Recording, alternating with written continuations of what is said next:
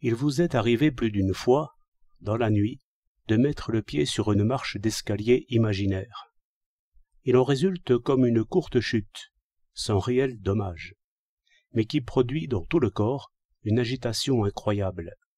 En tous ces mouvements déréglés, nous nous sentons repris par la pesanteur, tyran infatigable. Nos travaux musculaires et nos précautions sont principalement contre elle, et depuis le jeune âge. Point de répit ni de tricherie. L'homme, en sa station debout, est un étonnant équilibriste. Il ne peut allonger le bras s'il ne penche son corps de l'autre côté. Chaque pas est une sorte de chute en avant, aussitôt arrêtée. On peut s'étonner de voir que la peau n'est pas moins sensible sous les pieds qu'à l'intérieur des mains, car les pieds n'ont rien à prendre, ni à palper.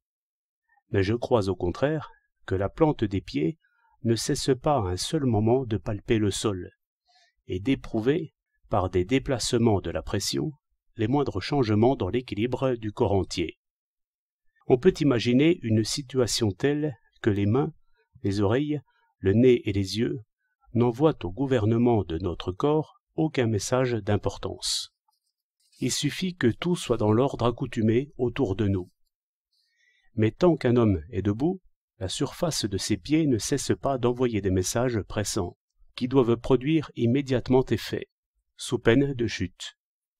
Et tous les muscles, sans exception, doivent ici travailler d'accord, car la pesanteur prend aussitôt ses avantages, et rien ne nous est plus sensible que ce petit commencement de chute. C'est pourquoi aussi, rien n'est plus facile à imaginer que la chute. Il dépend de nous de tomber un peu. Ainsi, la crainte de tomber est aussitôt fortifiée par un commencement de preuve, que la moindre panique musculaire modifie aussitôt. Par ces causes, le vertige est sans doute la première puissance d'imagination. Par opposition à ces alertes toujours renouvelées, je veux définir la position du corps comme celle où toute la chute possible est faite.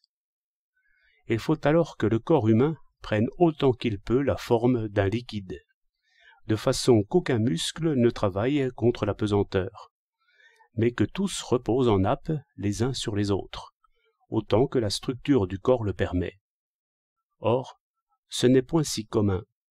Il n'y a sans doute que le tout petit enfant qui y arrive sans peine. C'est qu'il n'a point encore cette défiance d'imagination à l'égard de la pesanteur. Je soupçonne que beaucoup d'hommes se couchent debout, en quelque sorte, c'est-à-dire qu'ils restent pour quelque partie de leur corps en état d'équilibre et de défense devant l'ennemi intime et trop connu. Et c'est par là qu'ils restent souvent éveillés, bien malgré eux et sans savoir pourquoi. Tous nos soucis, quelle qu'en soit la nature, sont véritablement comme brodés sur notre souci principal, qui est de guetter et de déjouer la pesanteur. Il arrive que l'on dorme debout. Les soldats en guerre ont connu cet état pénible et savent bien que la chute ne tarde pas et aussitôt les réveille, moins heureux en cela que les chevaux, qui ont 4 pieds. Or, je crois qu'il arrive la même chose à ceux qui se couchent mal, c'est-à-dire qui, étant couchés, restent en quelque façon debout. Ils s'endorment par degrés, mais par cela même, ils se relâchent et cèdent à la pesanteur, pour la partie de leur corps qui était debout, en équilibre et défense.